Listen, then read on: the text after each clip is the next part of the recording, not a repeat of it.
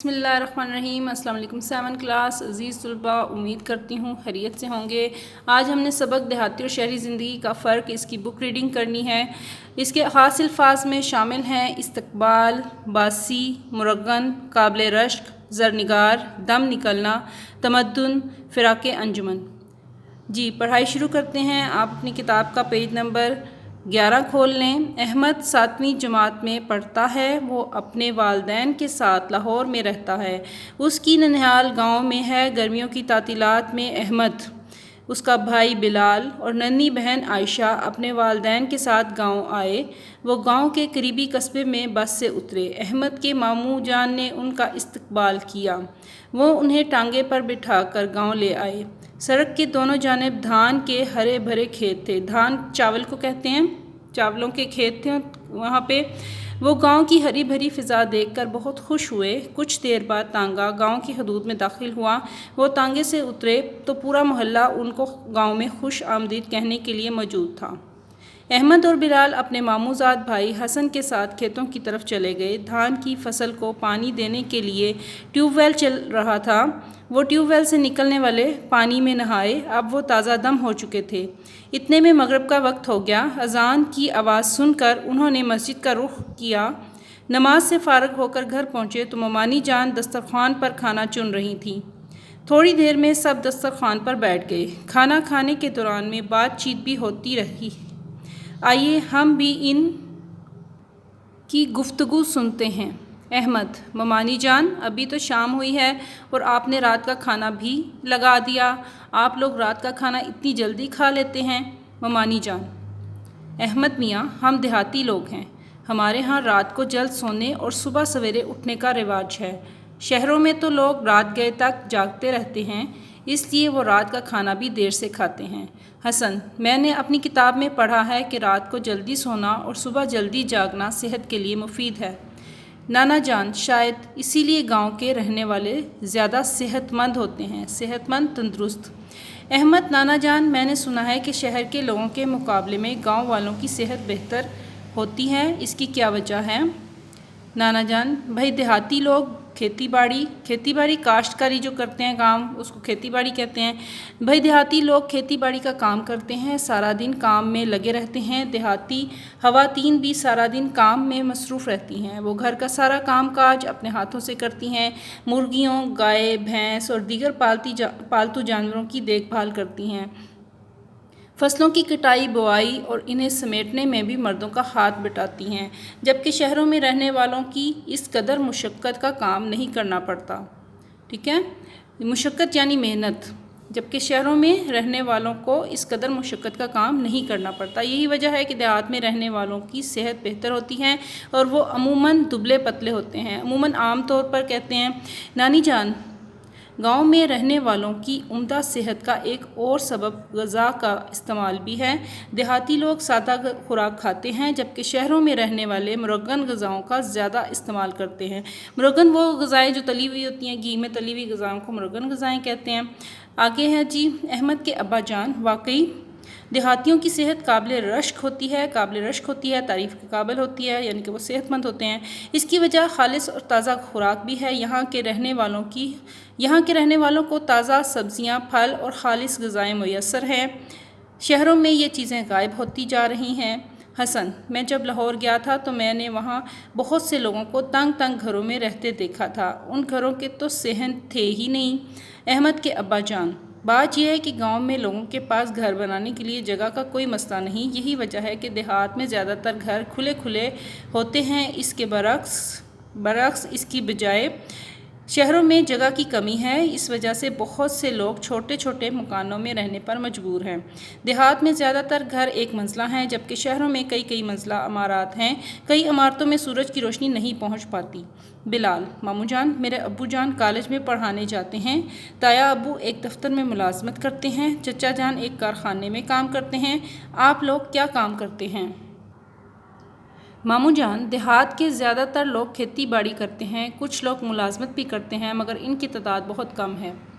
حسن: آپ کھیتی باڑی کا کام کیسے کرتے ہیں؟ ماموں جان: پہلے کھیتی باڑی کا سارا کام بیلوں سے لیا جاتا تھا، بیلوں کی مدد سے کھیتوں میں ہل چلاتے، کنووں سے پانی نکالتے، گندم کی گہائی کرتے تھے یعنی اس کا گندم کا بیج جن سے وہ کھیتوں میں زمین میں بیچتے تھے، مگر اب ان کی جگہ مشینیں اور آلات آ گئے ہیں۔ اب ٹریکٹر اور ان سے چلنے والی زرعی مشینری نے کھیتی باڑی کے کام کو بہت آسان اور تیز کر دیا ہے۔ اس طرح اب کنواں کہیں نظر نہیں آتا، اس کی جگہ ٹیوب ویل نے لے لی ہے۔ بلال: میں نے تو سنا تھا دیہات میں کچے مکان اور کچی سڑکیں ہوتی ہیں، وہاں بجلی اور فون بھی نہیں ہوتا، مگر یہاں تو ایسا نہیں۔ نانا جان: بلال بیٹے، آج سے کچھ عرصہ پہلے دیہات ایسے ہی تھے جیسے تم بتا رہے ہو، اب دیہات بہت زیادہ بدل گئے ہیں، کچے مکانات کی جگہ لوگوں نے پختہ مکان بنا لیے ہیں۔ دیہات میں سڑکوں کا جال بھی پھیلا دیا گیا ہے، بہت سے دیہات میں بجلی پہنچا دی گئی ہے، موبائل فون تو اب ہر گاؤں میں نظر آتا ہے۔ ممانی جان: میں جب لاہور گئی تھی، سبزہ دیکھنے کو ترس گئی تھی، ہر طرف مکانات، کاروباری مراکز، دکانیں، کارخانے، سڑکیں اور ان پر دوڑنے والی گاڑیاں ہی گاڑیاں۔ سچ پوچھو تو میرا دم ہی نکلنے لگا تھا۔ ادھر ہمارے گھر سے باہر نکلو تو جہاں تک نظر جاتی ہے ہرے بھرے لہلہاتے ہوئے کھیت ہی کھیت نظر آتے ہیں۔ نانی جان: میں بھی شہر جانے سے بہت گھبراتی ہوں، سڑکوں پر گاڑیوں کی لمبی لمبی قطاریں دیکھ کر میرا بھی دل گھبرانے لگتا ہے، ان کے شور سے میرے تو سر میں درد شروع ہو جاتا ہے۔ دھواں فضا کو اس قدر آلودہ کر دیتا ہے، آلودہ کرنے کا مطلب ہے گندا کر دیتا ہے، کہ سانس لینا دوبھر ہو جاتا ہے، دوبھر ہو جانا، مشکل ہو جانا۔ میں شہر کے رہنے والوں کو داد دیتی ہوں یعنی ان کی تعریف کرتی ہوں، بھائی بڑا حوصلہ ہے ان لوگوں کا جو اس ماحول میں رہ رہے ہیں۔ احمد کے ابا جان: اصل میں شہروں کی آبادی میں بے تحاشا اضافہ ہوا ہے، بے تحاشا بہت زیادہ آبادی کا بڑھنا۔ پہلے دیہات میں 75% لوگ رہتے تھے، دیہات سے شہروں کی طرف نقل مکانی کے بڑھتے ہوئے رجحان کی وجہ سے اب 70% سے بھی کم لوگ دیہات میں رہ گئے ہیں۔ نقل مکانی ہجرت کرنا کو کہتے ہیں۔ جب کسی جگہ لوگ زیادہ ہوں گے تو گاڑیاں اور شور بھی زیادہ ہوگا۔ حسن: پھپھا جان، لوگ دیہات سے شہروں میں کیوں جاتے ہیں؟ احمد کے ابا جان: دیہات میں کاروبار کے مواقع کم ہوتے ہیں، لوگ روزگار کی تلاش میں شہروں کا رخ کرتے ہیں۔ اس کے علاوہ شہروں کے مقابلے میں دیہات میں تعلیم اور صحت کی سہولتیں بھی کم ہیں، بہت سے طالب علم تعلیم حاصل کرنے کی غرض سے شہر کے اسکولوں، کالجوں اور یونیورسٹیوں میں داخلہ لے لیتے ہیں۔ اسی طرح بہتر علاج معالجے کے لیے بھی لوگ شہروں میں جاتے ہیں۔ ان سب چیزوں سے شہروں کی آبادی بڑھتی چلی جا رہی ہے۔ حسن: ہمارا گاؤں زیادہ بڑا نہیں، ہر شخص دوسرے کو جانتا ہے، شہر تو بہت بڑا ہوتا ہے، وہاں تو سب کو جاننا بہت مشکل ہوتا ہوگا۔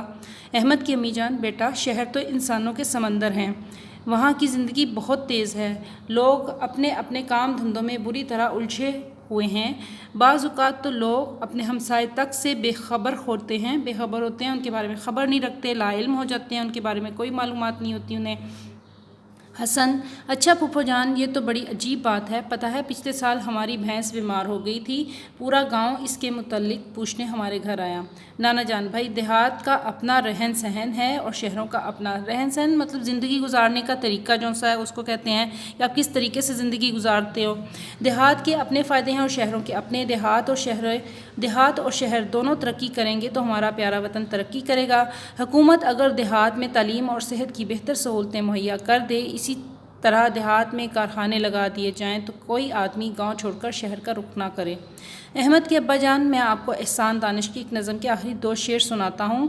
اس نظم میں انہوں نے دیہات اور اس کے رہنے والے محنتی انسانوں کی بہت تعریف کی ہے۔ جی، شعر کی پڑھائی کرتے ہیں۔ واہ رے دیہات کے سادہ تمدن کی بہار، سادگی میں بھی ہے کیا کیا تیرا دامن زرنگار، دل یہ کہتا ہے فراق انجمن سہنے لگوں، شہر کی رنگینیاں چھوڑوں یہیں رہنے لگوں۔ جی عزیز طلباء، ہماری دیہاتی اور شہری زندگی کا فرق سبق کی پڑھائی مکمل ہوئی۔ اس کے بعد ہم اس کا بک ورک کرتے ہیں۔ بک ورک میں ہمارے پاس پہلے مختصر سوالات ہیں، یہ ہم کاپی ورک میں کریں گے۔ لرننگ نوٹس آپ کے پاس ہیں، اس میں سے ہم نے یہ کویسچن لکھے ہوئے ہیں، اس میں کریں گے۔ دوسرا کویسچن ہمارا خالی جگہ کو خط کشیدہ لفظوں کے متضاد کی مدد سے پر کرنا ہے۔ پہلا ہمارا جملہ ہے، مہمان نے میزبان کا شکریہ ادا کیا۔ مہمان کا متضاد میزبان ہے۔ میں فارغ ہوں جبکہ میری بہن کام میں مصروف ہے۔ وہ رات کو جلدی نہیں سویا تھا، اس لیے وہ صبح دیر سے اٹھا۔ دیہاتی اور شہری زندگی میں بہت فرق ہے۔ تازہ روٹی کھاؤ، باسی روٹی کھانے سے پیٹ میں درد ہو سکتا ہے۔ امیروں کو غریبوں کا خیال رکھنا چاہیے۔ ابھی سورج کی روشنی ہے لیکن تھوڑی دیر میں اندھیرا چھا جائے گا۔ دیہاتی کھلے گھروں میں رہتے ہیں جبکہ شہروں میں عام طور پر لوگوں کے گھر تنگ ہوتے ہیں۔ آگے اسکول ہے، گاڑی کو تیز چلانا مناسب نہیں، اس کی رفتار آہستہ کر دو۔ کبھی دیہات میں کچے مکان ہوتے تھے، اب تو ہر طرف پکے مکان دکھائی دیتے ہیں۔ جی عزیز طلبہ، صفحہ نمبر 16 پہ ہے ہمارے پاس تیسرا کوشچن، واحد کو جمع اور جمع کو واحد میں تبدیل کریں۔